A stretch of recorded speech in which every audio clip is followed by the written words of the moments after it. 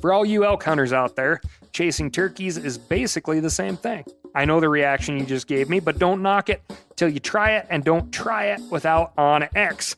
The Hunt app will not only help you find new areas on public ground, but I use it to find out landowner info to get permission on private ground that I see birds on as well. OnX Hunt has a special offer for you. Use code CAL to receive 20% off your membership at onxmaps.com/hunt and find more birds this spring.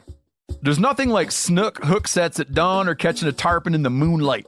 Find your next fishing trip made easy on fishingbooker.com and experience the magic of the Sunshine State or any other destination on your fishing bucket list. Book a blue water adventure in search of sailfish or go snapper fishing with the kids. With over 6,000 captains and trips to choose from, planning your next one just got a whole lot easier. Download the Fishing Booker app on the Google Play or App Store, or visit them online at fishingbooker.com to book your trip today.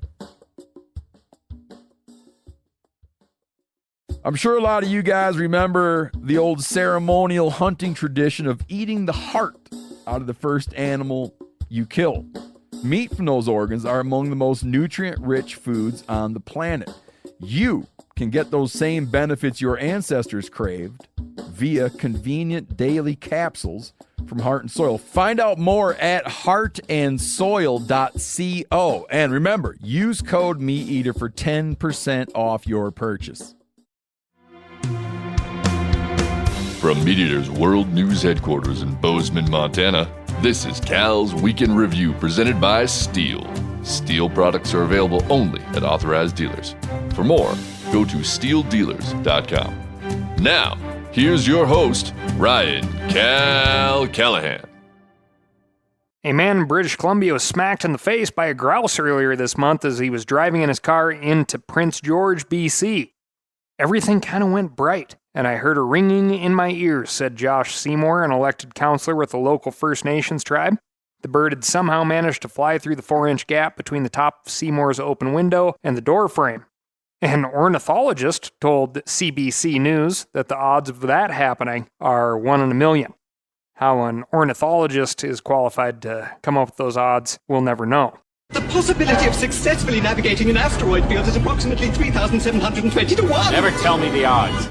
Grouse will often flush at the sound of an oncoming vehicle, but they usually end up in the car's grille or front bumper. This grouse was actually pretty lucky to find himself inside the vehicle rather than flattened underneath it.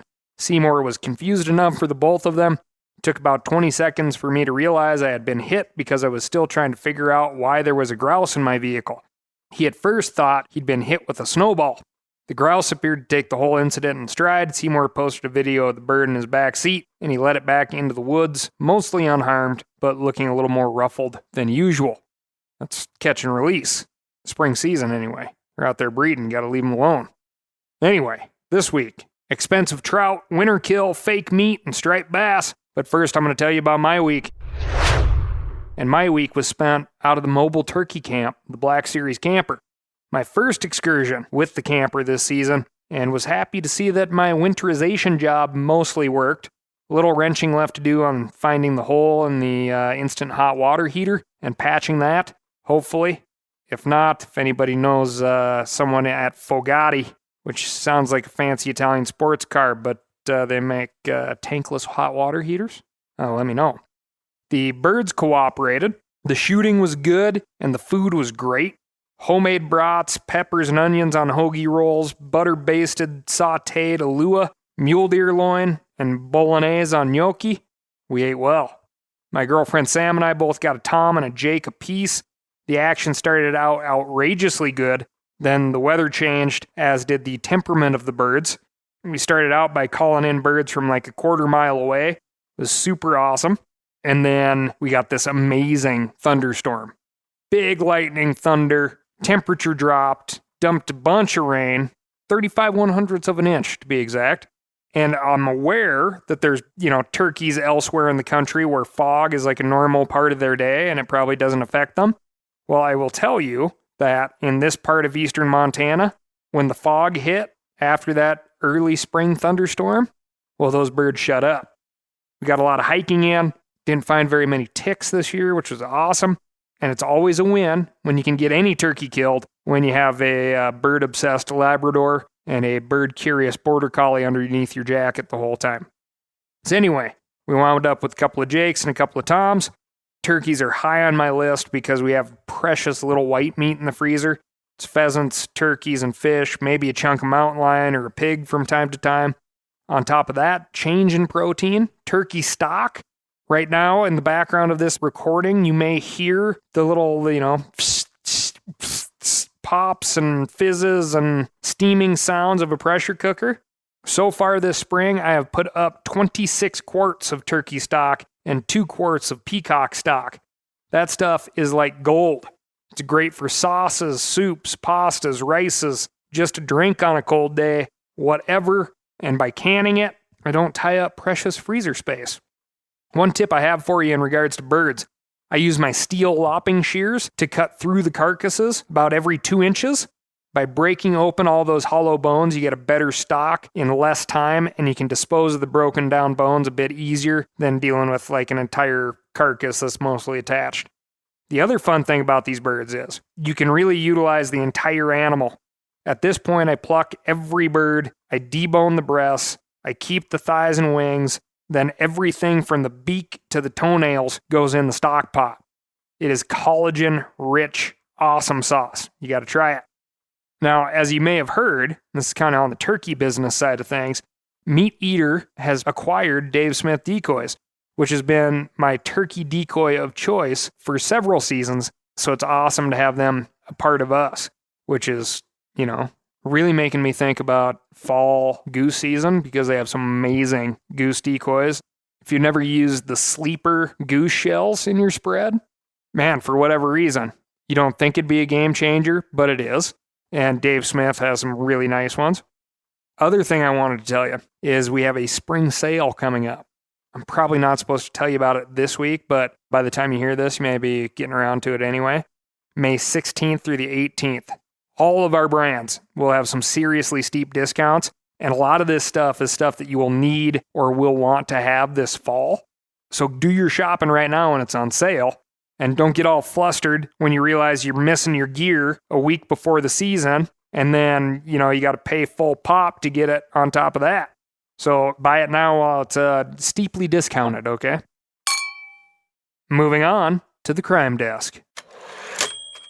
A Canadian judge fined a YouTuber $6,000 for illegally catching 8 cutthroat trout in Banff National Park. That must be a wrong line because I don't think he was illegally catching. I think he was illegally killing. The YouTuber, a man from British Columbia named Greg Ovens, was filming a video series called the 30-Day Survival Challenge in the Canadian Rockies, according to the Canadian press. Owens was filming the series alongside an American named Zachary Fowler, and both men have been contestants on Season 3 of the History Channel series Alone. The pair had purchased fishing licenses, but said they did not realize the lakes were catch and release only. They also used live bait, which is prohibited because it could introduce a microscopic parasite that can be deadly to trout and salmon. Along with the fine, the judge ordered Ovens to post details of his plea and sentence to the YouTube channel where the videos are located. As of this recording, I haven't been able to find that video. Speaking of illegal fishing, Carnival Cruise Lines has banned at least 2 passengers after they were caught fishing from the deck of a ship. Caught is probably too strong of a word because the offending anglers posted a video of their escapade on TikTok. That video has since been deleted, but not before it went viral and caught the attention of Carnival Cruise officials. The video shows someone hand lining a fish that's, just using line of some sort, no rod or reel. Anyway, hand lining a fish from the water several stories below the deck while the boat is docked at Nassau in the Bahamas.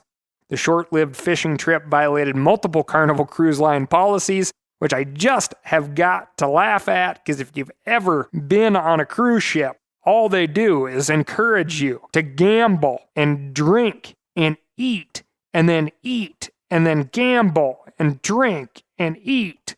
But apparently, a healthier diversion of fishing off of a boat in the ocean is a bridge too far for Carnival Cruise Lines. Gentlemen, you can't fight in here. This is the war room. A Kansas man received multiple citations from Finney County game wardens after they caught him, quote, fishing with a 9mm handgun. Details are scarce at the moment, but the Kansas Department of Wildlife and Parks reports that officials seized a firearm that was used successfully to take a fish in Garden City. The full-sized Ruger American handgun had been outfitted with a flashlight, in case, the fish didn't start biting until after dark. Game wardens noted in a Facebook post that it is illegal in Kansas to catch a fish with any type of firearm, and if we're being honest, anyone shooting at fish in the water is more of a danger to themselves and others than to the fish, both because it demonstrates a lack of judgment and because bullets can ricochet off the water and hurt someone. Big thanks to Lee Thomason for sending that in. A Montana man was sentenced last month on a felony Lacey Act charge in connection with illegal shed hunting in the Bridger-Teton National Forest. Bozeman resident Joshua Anders Ray was convicted of collecting shed elk antlers outside legal dates for areas west of the Continental Divide in Wyoming. These areas were closed to protect wintering deer and elk, but Ray just couldn't resist the sweet, sweet smell of snow-covered antlers. That, and he operated an online elk antler dog chew business and wanted to get in ahead of all the other shed hunters. Not only did he hunt in an off-limits area, but he was also in the region a day before the start of the legal shed hunting season, and this wasn't the first time he'd been caught. Back in 2021, he was convicted of a misdemeanor Lacey Act violation for the same behavior in the same region. He was sentenced to pay $15,000, but this most recent investigation revealed he hadn't paid any of that restitution. He pleaded guilty to this latest charge along with violating his probation and was sentenced to 90 days of home confinement, a 5-year ban from entering federal public lands, and a 5-year ban on hunting. That's steep.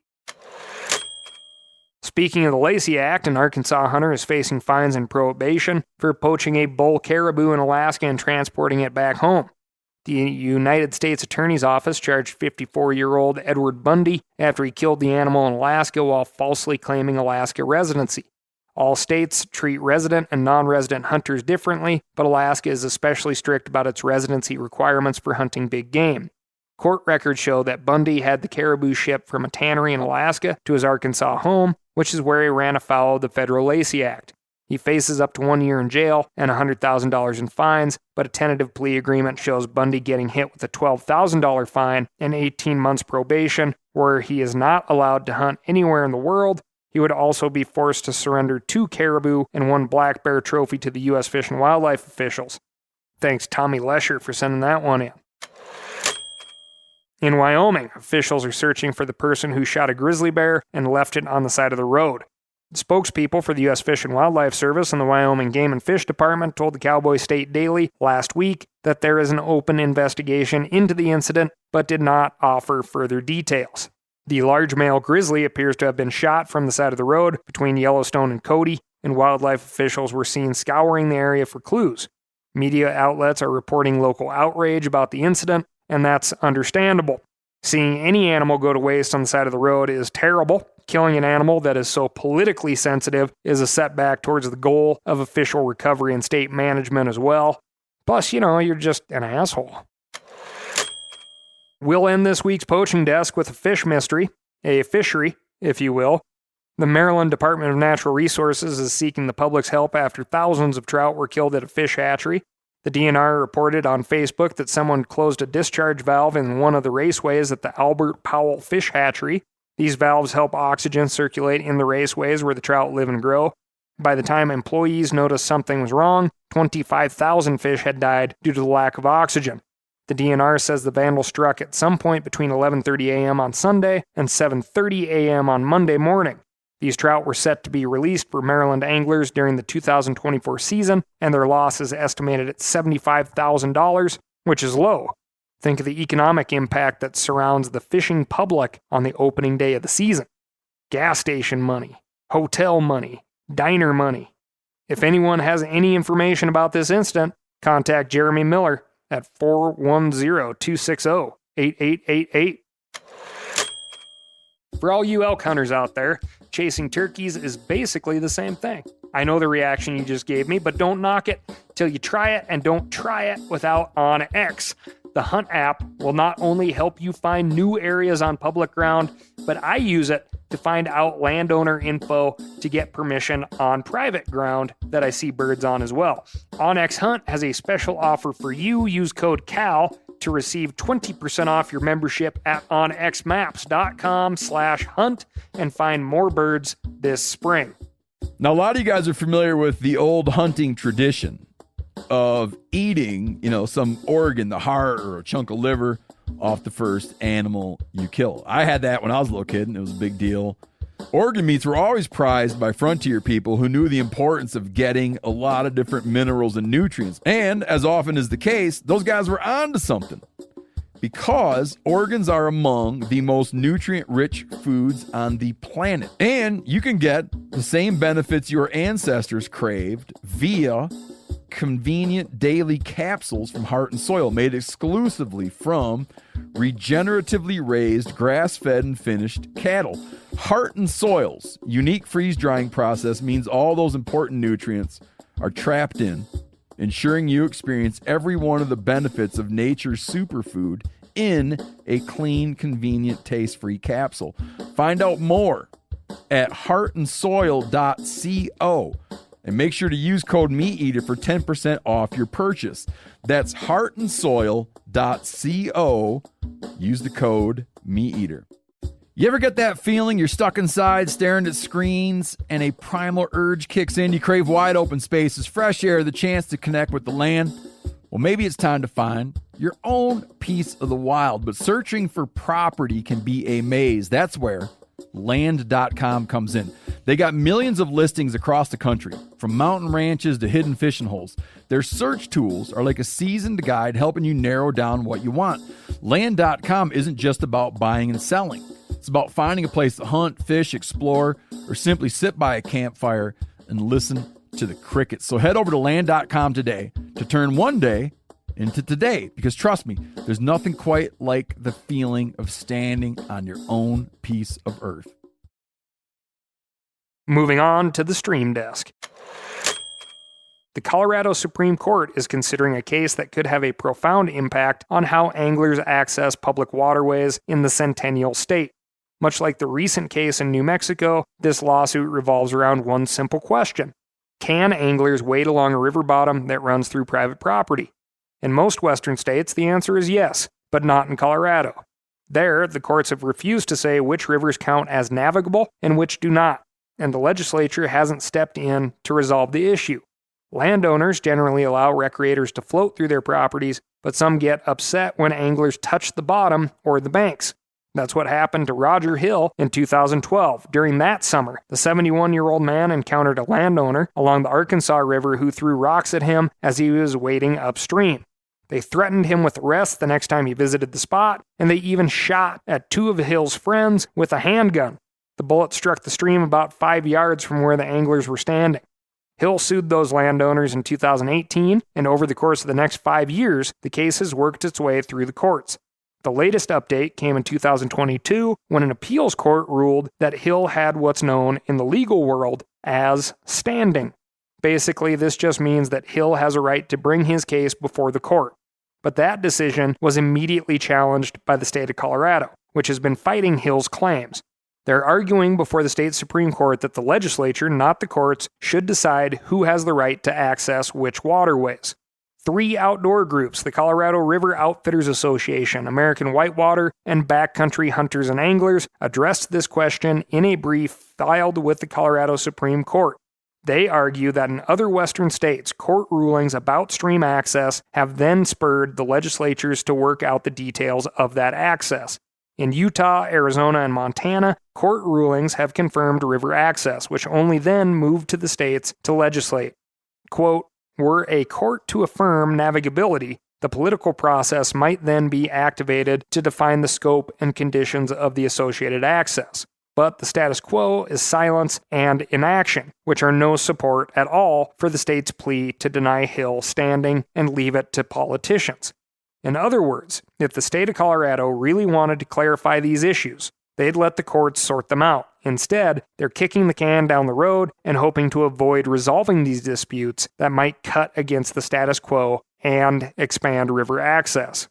Quick sidebar here, and this is the opinion part of the podcast. Where do fish keep their money? Riverbanks. No, that's not what I wanted to talk about. I wholeheartedly believe that the benefit to the people of the United States in regards to stream access far outweighs the perceived property rights of some. And keep in mind, those trying to uphold these ill-gotten property rights maintain their individual rights to wade within the high water mark throughout the majority of the West. The United States was founded with navigable waterways in mind as a means of connectivity and commerce, and it's something that needs to be fought over. If we kick the can down the road, the fight is just going to get harder for the next generation. When we read about cases like this, be it stream access or corner-locked lands like the Elk Mountain situation in Wyoming, the thing that it comes down to me is the short-sightedness of trying to prevent the public from accessing public ground. We're only on this planet for a blink of an eye. How does it benefit you in a meaningful way to prevent somebody from accessing public ground? Go ahead and write in to ASKCAL, that's AskCal at themeateater.com. If you got a good argument for the other side, let me know. One way you can help in this fight is to throw a few bucks at the organizations I just listed. I know, for example, Backcountry Hunters and Anglers has a spring fundraiser auction coming up. In fact, I think it's going on right now. Get yourself something cool and help the folks that are trying to make public land available to the public. That's a novel idea. Moving on to the wildlife desk. We're starting to get a clearer picture of how this winter will affect hunting tags, and it's not looking great. In Utah, for example, the Wildlife Board just voted to decrease the number of deer and elk permits across the state, including a 31% decrease in deer permits in northern Utah. You might expect hunters to be upset about these reductions, and I'm sure many are, but I think most hunters understand why they're necessary, and some are even volunteering to not kill any deer this fall. In fact, one Wyoming mule deer hunter has launched a campaign called Let a Deer Walk, and he's trying to convince more hunters to do just that. Zachary Key is the president of the Upper Green River chapter of Muley Fanatics, and he told the Cowboy State Daily that many of the hunters he's spoken to have decided to sit out this season. But that would be a problem for the Wyoming Game and Fish Department, which relies on license and tag sales to fund their conservation work. So, Key had an idea. Why not use deer tags as raffle tickets? Hunters should still buy their tags, but instead of filling them, they can enter them into a drawing for prizes donated by Wyoming businesses. The idea is already gaining traction. Our friends at Weatherby agreed to donate a prototype hunting rifle that isn't even out yet. A motorsports dealership donated a Polaris ATV. Anonymous donors have put up $5,000 in prizes, and Rusty Bell of the Game and Fish Commission agreed to donate his commissioner's tag, which is a big deal. To enter the drawing, hunters will simply mail their unfilled deer tag to an address that's still being determined. Key said that any general season or special draw, mule deer or whitetail tag will be valid for entry, and he expects to set a deadline for August 1st for an August 15th drawing. The idea is well-intentioned, but it's worth pointing out that it takes some decision-making authority out of the hands of the Wyoming Game and Fish Department. I reached out to Brianna Ball, a public information officer for the department, and she told me that while they appreciate the thought and concern behind the Let a Deer Walk campaign, they've already adjusted their license and tag allocations to adjust for this year's winter kill. Antelope tags were cut significantly, and statewide limited quota mule deer licenses were reduced by 43%. The number of approved and allocated licenses this year that were approved are sustainable and will facilitate that rebound as those impacted big game populations. You know, we took a hard look at our seasons and we made modifications after our initial season proposals. Instead of passing on a mule deer this year, Ball encouraged hunters to help improve mule deer habitat. The best way to help populations rebound is to make sure they have quality food over the summer, and there are lots of ways for hunters to volunteer. You know, there's multiple ways we can all come together to improve mule deer habitat, and that's by volunteering for habitat projects, purchasing a Wyoming Wildlife Conservation plate if you are a resident, purchasing super tag raffle tickets, or even getting involved with a local conservation organization here in Wyoming. If you want to participate in the Let a Deer Walk campaign, I don't think you're hurting anything, but after you enter your tag into the raffle, get out on the landscape and get your hands dirty. Our mule deer herds will need all the quality habitat they can get. Moving on to the fake meat desk. Italy's majority government has backed a bill that would ban lab-grown meat and other synthetic foods to protect the country's food heritage and public health. Thanks to Mark Geringer and his daughter Evelyn for sending in this story, the bill would impose a $67,000 penalty on companies that produce, export, or import food grown from animal cells. This prohibition would also apply to lab-produced fish and synthetic milk. I don't believe this last category would cover nut milks or hemp milk, but it would ban cow's milk grown in a laboratory. The bill is being supported by farmers and agriculture groups who worry that lab-grown meats would shrink the market for their products. We could only celebrate with our farmers a measure that puts our farmers in the vanguard, not just on the issue of defending excellence, but also in defending consumers. Prime Minister Giorgia Meloni told a group of supporters. Environmentalist groups and fake meat companies oppose the bill. They argue that lab-grown meat is safe and can help reduce carbon emissions by taking more livestock off the landscape. Commentators have also pointed out that Italy would not be able to oppose the sale of synthetic meat produced within the European Union.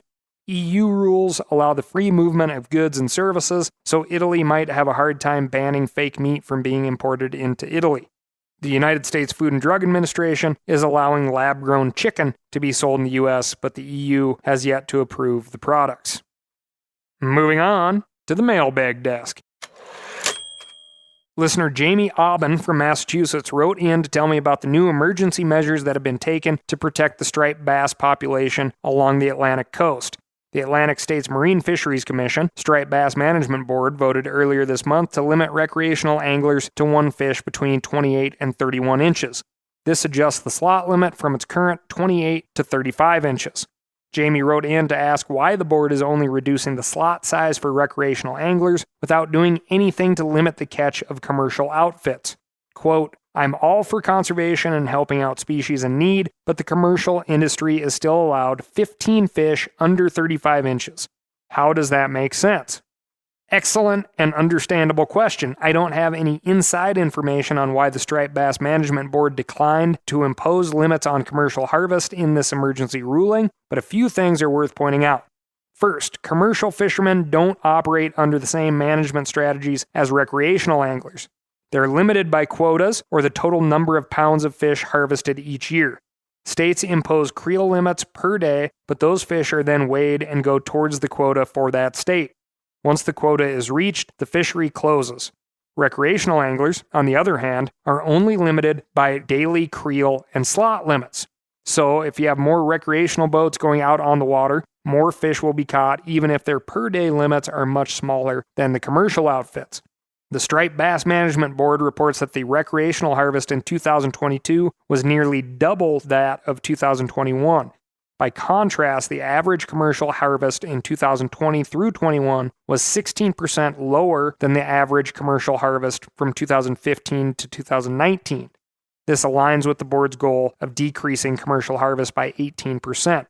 The recreational harvest is also much larger than the commercial harvest. In 2021, total recreational harvest was estimated at 1.82 million fish, while the commercial harvest that year was estimated at 634,000 fish. I can understand why recreational anglers feel like they're getting the short end of the stick, but if regulators are trying to keep striped bass from being over-harvested, the recreational industry is the bigger of the two fish. Commercial quotas have also been reduced even though daily creel limits per boat are still much higher than recreators. I know that's a small comfort to Jamie and other East Coast fishermen who must now throw back those 35-inch fish. But when it comes to resource management, sometimes that's just the way it is. Thanks for listening. Remember to write in to ASKCAL, that's askcal@themeateater.com, and let me know what's going on in your neck of the woods. On top of that, head on over to www.steeldealers.com to find a local knowledgeable steel dealer near you. They're going to help you get set up with what you need, and they're not going to try to send you home with what you don't. Thanks again, and I'll talk to you next week.